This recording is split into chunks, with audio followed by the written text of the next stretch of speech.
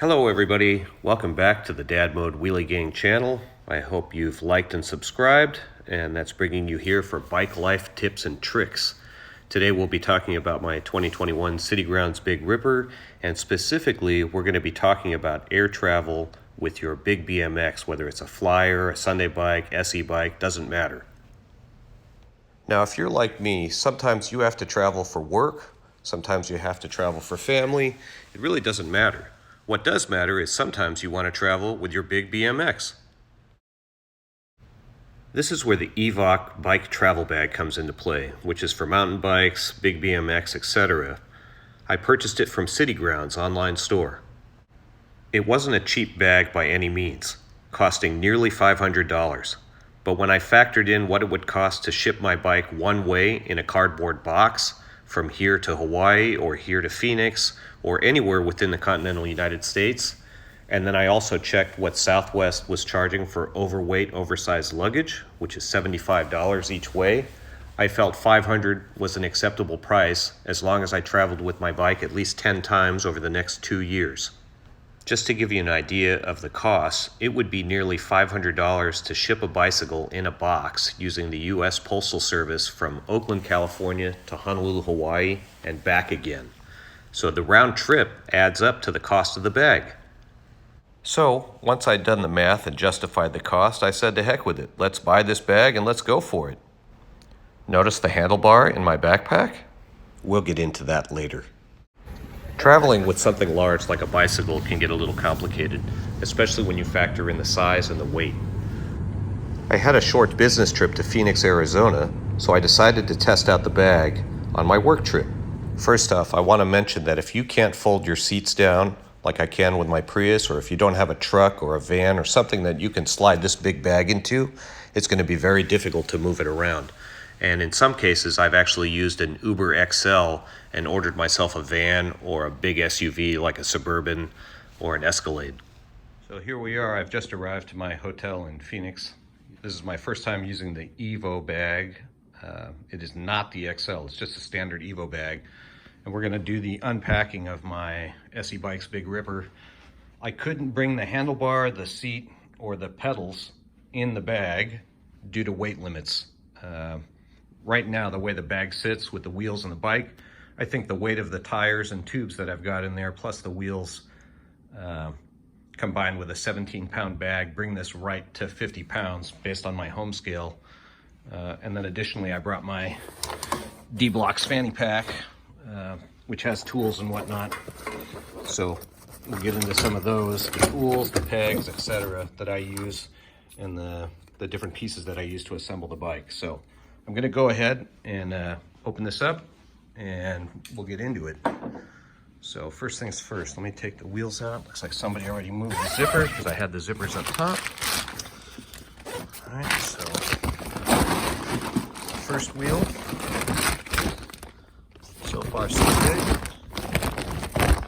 good. Did not punch a hole through, but it definitely did make an impression. I think somebody actually flipped the wheel around. So that'll be interesting. Let's see the other side here.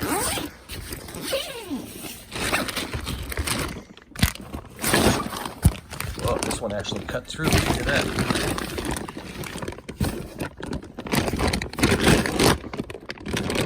To see if that's just damage from one trip, one flight. That was the side with the big nut on it. That's a 17mm nut. So that's not a great sign. Let's see how the inside of the bag looks. All right, so continuing on.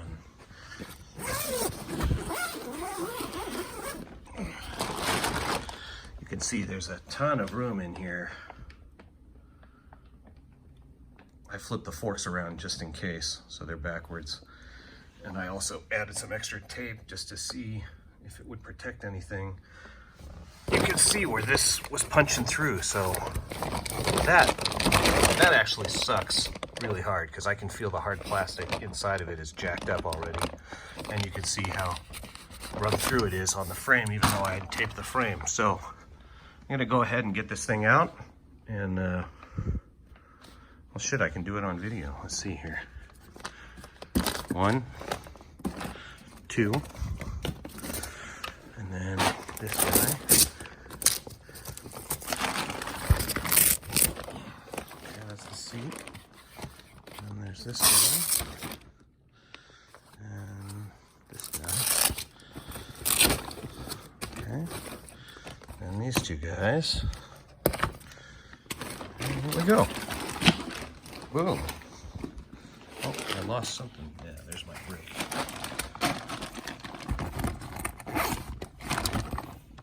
Can't forget this guy. All right, so now I got my bike out. Time to assemble this monkey.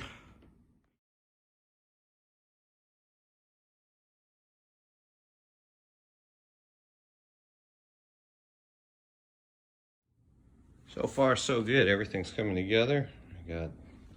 Still got to peel some tape off, and I did get, let's see, can I get that to focus in?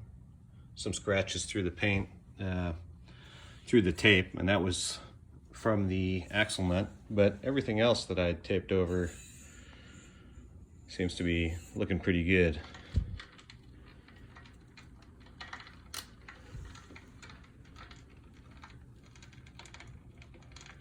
Oh, that sounds great. Not really, but... It didn't take long to assemble my bike, probably about 30 to 45 minutes as I was taking my time. But what it really allowed me to do was give the bike a thorough once-over, and the next morning I was up at dawn so that I could go riding in the hot Phoenix weather. I think temperatures were expected to be 116 degrees that week, so I was fully prepared to go riding at 5 or 6 a.m. in the morning. I'm gonna be on your left. Here you can see I'm wheeling through my hotel. This was kind of the resort grounds that I was based at for a couple of days. And, you know, anytime you get a chance to ride somewhere else, it's just really a pleasure because you're seeing different things, you're breathing different air, and I always get a great recharge for my spirit when I'm able to go and see and do things in different places.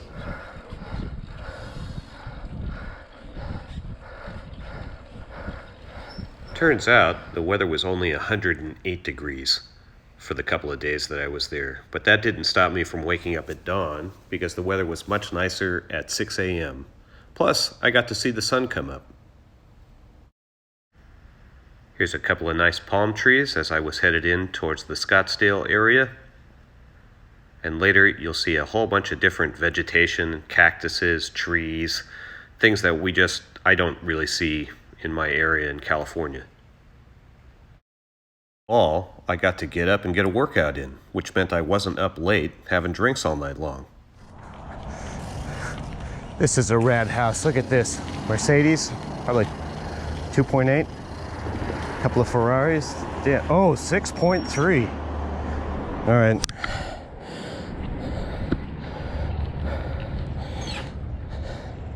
Bingo, 6.3. Very cool. And then some Ferrari. If you don't know anything about old Mercedes, the pre-73 cars were all hand-built, and the 6.3-liter engine was very, very rare. So to spot one in the wild like that while I was riding in the morning was pretty special for me. Good morning. It is 6 a.m. Coming to you from Scottsdale, Arizona. This is where I'll be based for the next couple of days, so I'll be getting my riding done. And it's 6 a.m. because it gets 100 plus degrees here. You gotta ride, you gotta ride. So we'll take a look at some of this flora and vegetation in the desert.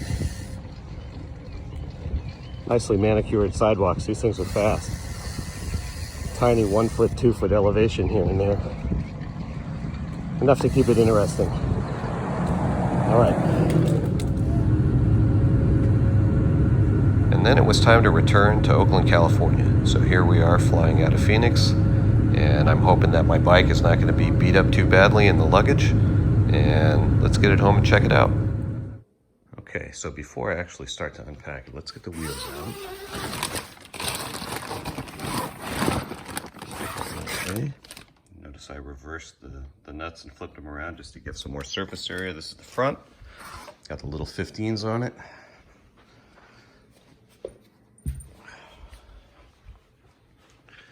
So we got here. Oh, notice that bagging inspection. Okay, no big deal. See this? This was the genius maneuver from the last time. So on the previous trip, the rear axle nut had punched through the bag, damaged the frame, scratched the paint on my flight out. So this time I threw a magazine that I had in between. As you can see, the magazine took the damage, but didn't go through. So voila, that might be the trick. It just adds a little bit of weight, and it's a bit annoying to try and wedge it in there, but that could be the trick for preventing damage to your bike in the future. All right, now to get this going.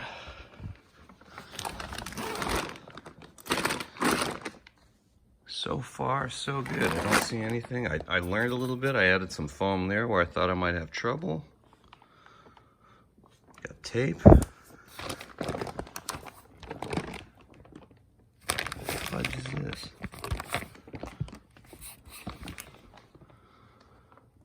And I also flipped the front around, so I think we're looking pretty good here. So far, so good. So we'll take it apart, pull the tape off, and see what happens. The bike had zero damage and zero issues after the second flight, so I put it together and went for a ride. Here we go.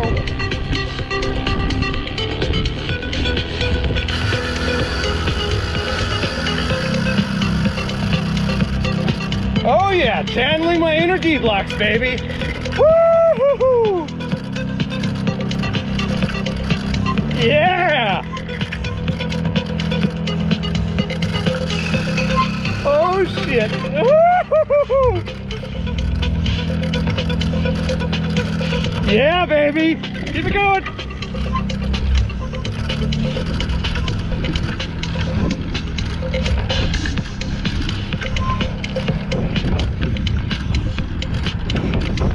Oh, God damn it! Woo!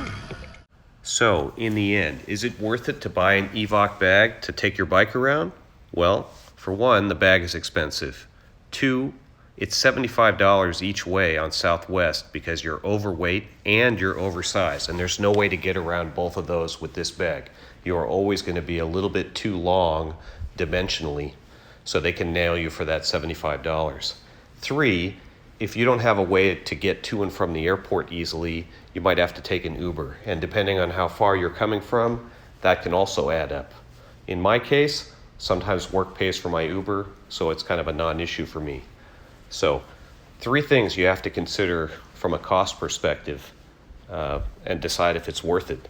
In my case, I totally think it is because I was able to take my bike to Phoenix in this video, and I loved riding around Camelback Mountain, etc., riding through some of the Scottsdale malls early in the morning. And I recently completed a trip to Honolulu, Hawaii, where I was able to ride all over Waikiki, Diamond Head, Kahala, etc., and meet a lot of the Bikelife riders in Hawaii. So for me, it was an incredible experience to be able to ride my own bike, not have to worry about renting something or fiddle with brakes I didn't like, or deal with shipping a box that I'd have to go pick up and figure out how to transport a box in a different state where I didn't have a truck, etc. So I can definitely say that traveling with this bag simplified my life in certain regards. And overall, the bag has protected my bike over the 4 flights that I've taken it on. So I will be taking this bike or another SE bike or whatever bike. I will be taking more bikes on more trips in the future, and I will be using this bag because it does have some nice armor, so to speak, in it that reinforces and protects the bike. It's got good pockets for the tires. It can take hookworms on 29s, and it says it can take oversized wheels. I haven't tried it yet with my Monster Quad, but I will be doing that in the future.